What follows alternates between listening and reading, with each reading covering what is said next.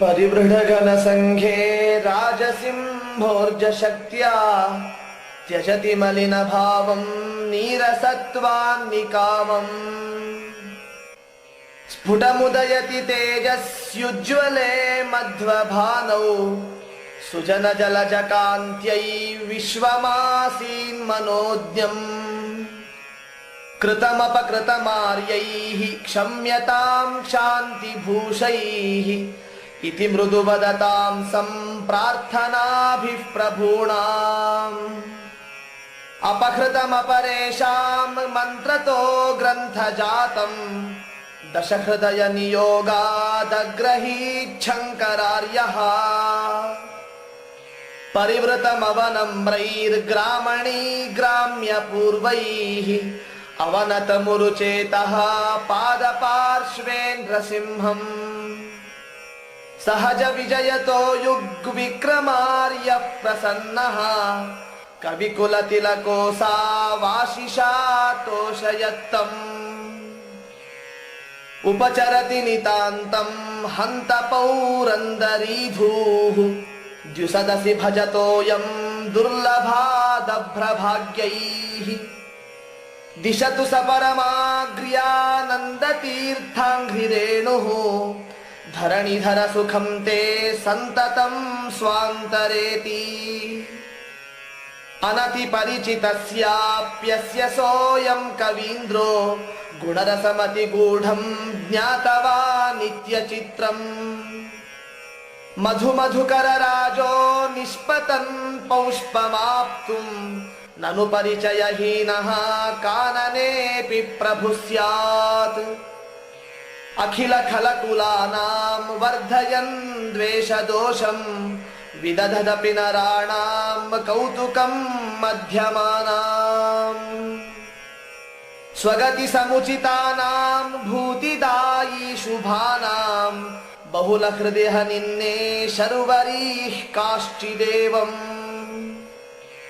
उदयति विनताया नन्दने श्लाघ्यकाले सकृत सकलकृत्यः कृत्यवेदि प्रवेकः।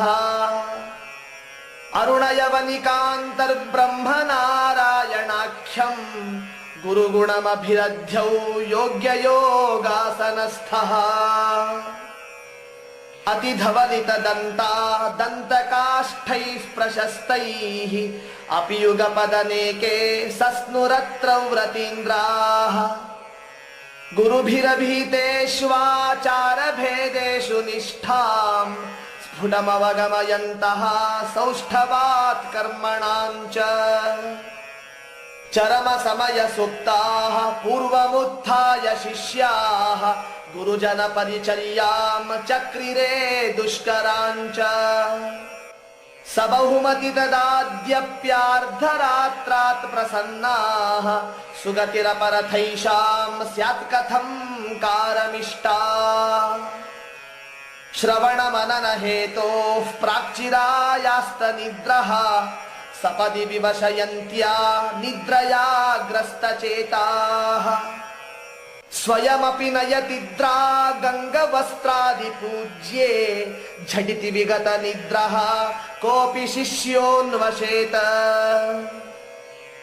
विहितमविहितं प्रागेव कस्माद्विनिद्रैः इति गुरुपरिवादा शङ्कया नम्रगात्राः। चिरमनवतरन्तः श्रावका मुक्तमार्गाः गुरुषु जलसकाशस्थेषु तूष्णीमतिष्ठन्। विपुलहृदय पार्श्वे दीपदीप्ति प्रदीप्ते दरवर परिपूर्णैर्वार्भिरर्घ्यादि दत्त्वा। यतिरतियतचेताश्चक्रिणोर्चानिकायात् कुसुम समितिमघ्र्या मादरादुज्जहार। अमृतमपि निरीक्ष्य स्राविनिर्माल्यसूने घृतमिदमिति सद्यो भ्रान्तिमन्तोऽपि शिष्याः। श्रदधुरधिकवाक्यैर्विभ्रमास्तच्च पश्चात् अनुदिनममृतान्नैस्तस्य सेव्यस्य शक्त्या। अगमदुचितमन्त्रैस्तूदयानां त्रयाणां कृतिभिरनुमतात्मा तत्र पञ्चाङ्गविद्भिः उदयमहिमरोचिश्चक्रवर्ती त्रिशक्तिः दधदति बृहदन्तः षड्गुणं स्वात्मतेजः तिमिरनिकरकुम्भ्योरातमत्यन्ततीव्रम् स्थिरतरमखिलानां प्राणिनां रुद्धमार्गम् भुवनभवनपूर्णं भानुमानञ्जनाभम् हरिरिव नखरैः प्राग्रश्मिजालैर्निरास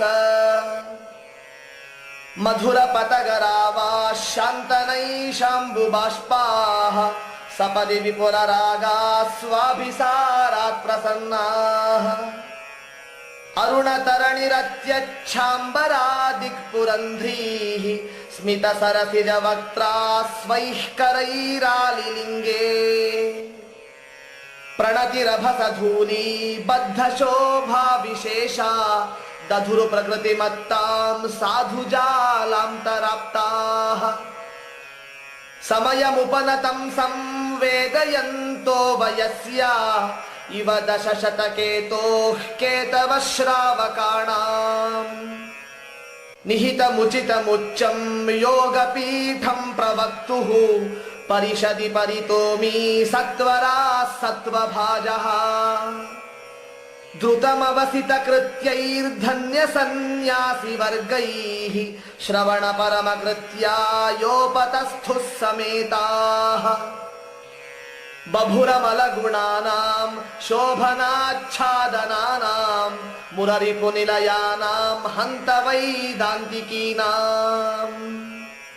सपदि सुविरतानामन्तरर्थाधियां वा विविधकवलिकानां सञ्चयाः पत्रिकाणाम् अनतिविरलभावा अप्यनन्योन्यसङ्गाः रुजुतरततनाना पङ्क्तिसाम्याप्तशोभाः द्विरदतुरगदेश्या दूरतो वर्जितान्ताः कुशललिखितरूपा रेजिरे तेषु वर्णाः झटिति ददृशुरेके वाचनीयादिभागम् परिचयपटुताभ्यां तावदेके चिरेण हरिगुरुनमनं द्राक्यत्नतोमी विधाय प्रययुरपरसाम्यं सिद्धये स्याद्धियत्नः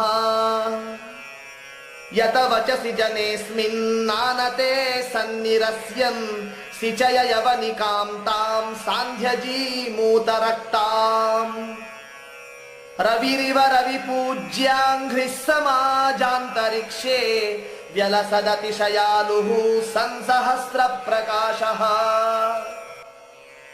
त्रिभुवनवरतेजो व्यक्तवेदार्थशुक्ल त्रितयरसतया ये वर्णिता वर्णवर्याः पृथुमतिरथ तेषामैक्यमापाद्य सम्यक् प्रवचन परिशुद्ध्यै स्म प्रणौति प्रवीणः स्वरमचरमकाले मन्द्रमे वात्यजद्भिः स्फुटमुपनिषदन्ते वाचकैर्वाच्यमाने प्रवचनमतिचित्रं प्राणभाजां श्रुतीनाम् अमृतममृतभावस्यैष हेतुं चकार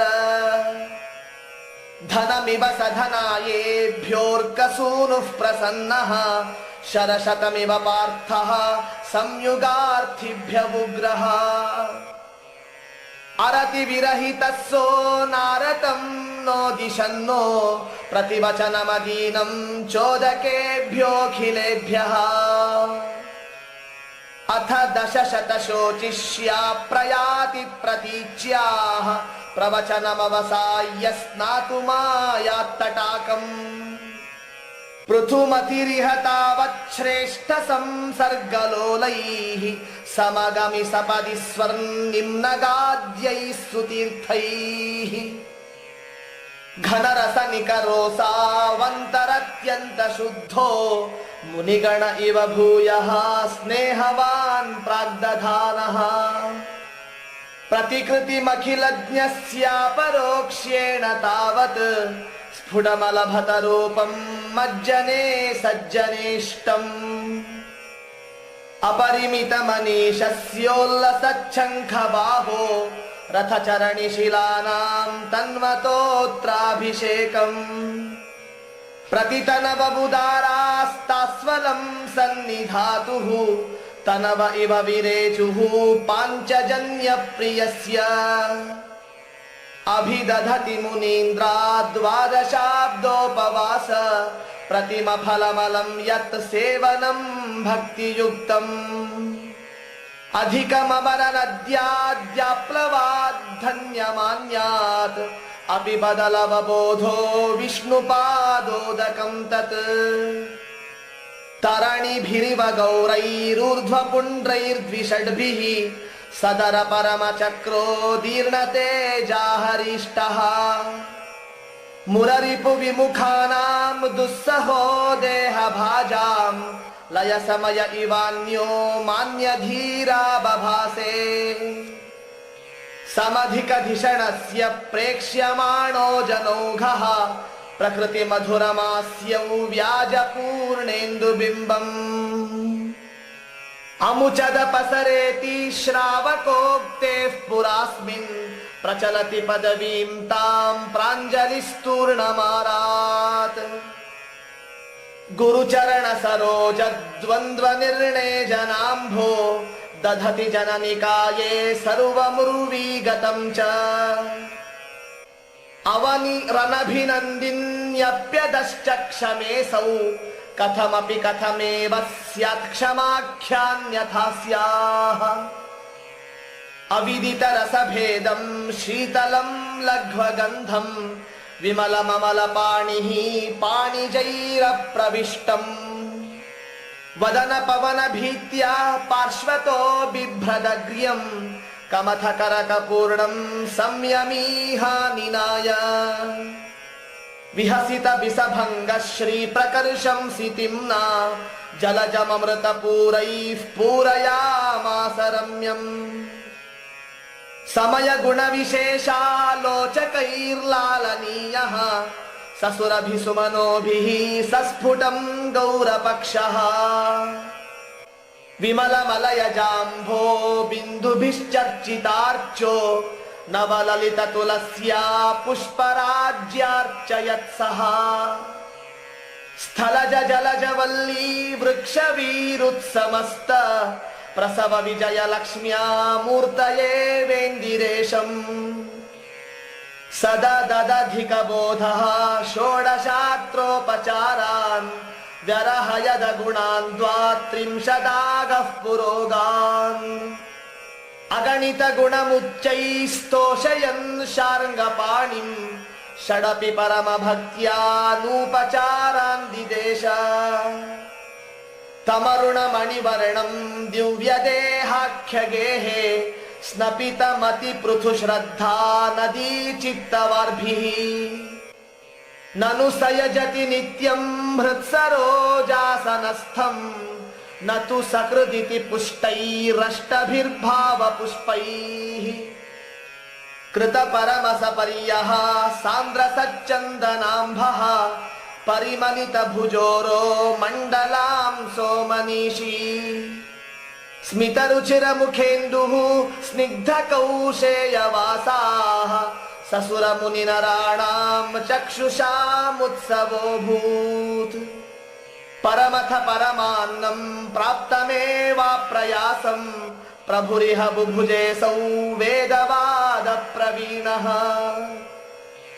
अजित परमभक्तः सन्ततं मन्यमानः सकल जगदधीशः प्रीयतां शौरिरित्थम् सहचर परिक्लृप्ते सूक्ष्मवस्त्रावृतेऽसौ अवितनुरुहरूपौ क्षीरवर्ये निषण्णः अरमयदिह नाना हृद्य विद्याविलासैः कविजन परिवारं मण्डयन् मण्डपाग्र्यम् अवसरमधिगम्य भ्रूविजृम्भादभीष्टो मुख सततगलक्ष्मी भूतपाणि प्रवालः स्मितनयन विकासैस्तस्य विज्ञात भावः श्रवसि किमपि कार्यं मन्त्रयामास मंशु प्रणति परमकृत्याः सन्मतेर्ये जनौघाः विबभुररति दूरे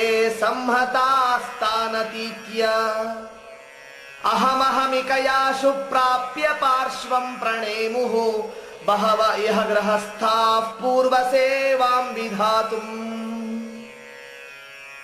विविध जनपदस्थाः प्राक्श्रुतेभ्यो गुणेभ्यः शतगुणगुणमेनं विस्मिता वीक्षमाणाः मुकुलितकरपद्मा आस्यतामित्यवाप्ताः प्रचुरतरहृदा संभावयाञ्चक्रिरेण्ये अलमलमनुवादे नानुवाच्येत पश्चात् ननु गुरव इदानीमुद्यता हि प्रवक्तुम् नमनन मधुनाद्रागावृजेत्याह्वयत्तान् श्रुतपरिचयसक्तान् श्रावकान् श्रावकाग्र्यः अधिकधिषणमेनं व्याख्यया शोभमानं हरिमिव कविवर्यं सत्यवत्यास्तनूजम् सततमनिमिषं सन्दृश्य सानन्दचित्ताः समयमपि गतं संविन्दते न स्म लोकाः उदयमित इवांस्तं यंश्च भानुर्बभासे स्फुटमकलुषरूपो दर्शनीयोऽनुरागी शुचिहरिपदमापत् सम्पदोराश्रितानां न हि भवति विशेषः स्वप्रकाशोन्नतानाम् मरकतमणिवर्णे भूतधात्री पुरन्ध्याः लसति जलधिवासस्यर्धलीनक्षणार्धम् अरुणतरणिबिम्बच्छद्मना पद्मरागः कपिशकरकलापोल्लास्यभूत् प्रेक्षणीयः अवनिवनवनधृग्वायुखाहं महत्सु प्रकृतिगुणसमेता व्याकृताकाशयेकम् ततमतनुमनास्सो चिन्तयत् सत्समाधौ असुरसुरनरेभ्यः सद्गुणं नाथमन्यम् व्यदधत परिदृष्ट ज्योतिषः साधु सान्ध्यं नियममवनिदेवा ज्योतिषोऽप्यावलोकात् विहितमनुसरन्तो धर्मशास्त्र प्रवीणाः सवितरि सवितारं चिन्तयन्तस्त्रिलोक्याः विविदुरतितरां ये देवताः षोडशोक्ता हर हरिहय पूर्वान्त्याः कलाभेदतोऽस्य सुहृतमतिसृजन्तो गृहाहितास्तेऽग्निहोत्रं व्यधुरुचितमपूर्वं येन गायत्र लोकः